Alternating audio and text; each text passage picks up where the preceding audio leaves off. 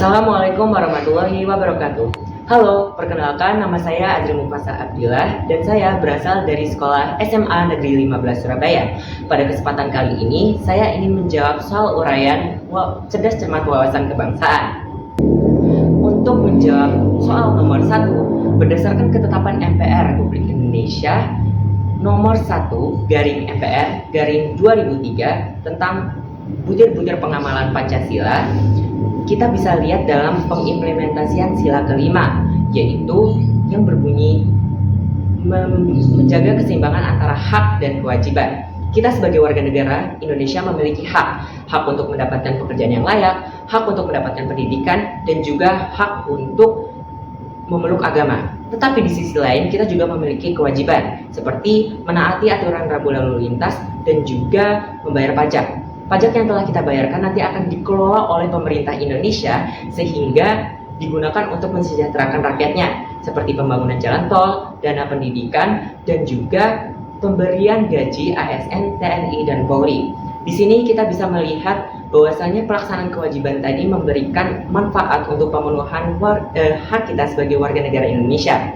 Contoh lainnya adalah dana APBN yang digunakan untuk membangun fasilitas sekolah, yang nantinya juga akan berdampak pada kegiatan pembelajaran sehingga terlaksanakan dengan baik dan nyaman.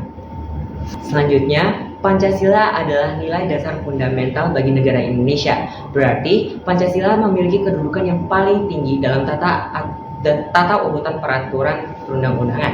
Kita bisa lihat dalam Undang-Undang Nomor 12 Tahun 2011 tentang pembentukan peraturan perundang-undangan. UUD NRI tahun 1945 ini berkedudukan di atas dan nanti akan disusul dengan peraturan-peraturan yang lainnya. Selain itu, dalam pembukaan UUD NRI tahun 1945 terdapat tujuan negara dan bunyi Pancasila. Bunyi Pancasila inilah yang nantinya akan menjadi nilai dasar fundamental yang tidak boleh dirubah oleh siapapun termasuk MPR, dan juga apabila dirubah maka sama saja dengan bubarnya Negara Kesatuan Republik Indonesia. Soal nomor 3, bagaimana sebuah negara itu terdiri atas kelompok masyarakat yang memiliki cita-cita untuk bersatu hidup dalam suatu kawasan. Nah, cita-cita Indonesia sendiri ini ada dalam Pancasila, sehingga dalam masyarakat diperlukan untuk pengimplementasian nilai-nilai Pancasila dalam kehidupan sehari-hari, seperti mengembangkan sikap toleransi antar umat beragama, tidak melakukan pendiskriminasian, mengembangkan sikap cinta tanah air, mengutamakan musyawarah dalam mengambil keputusan, dan juga tidak hidup bermewah-mewahan adalah salah satu cara untuk mewujudkan cita-cita negara Republik Indonesia, sehingga tujuan negara pun juga tercapai. Bagi Indonesia, memiliki kesatuan asas kerohanian, kesatuan pandangan hidup, dan juga kesatuan ideologi merupakan suatu hal yang sangat penting, karena suatu bangsa yang ingin berdiri kokoh dan juga ingin mengetahui arah yang hendak dicapai itu memerlukan ideologi. Apalagi Indonesia ini terdiri dari suku dan budaya yang beragam, sehingga perbedaan tersebut harus diarahkan pada persatuan.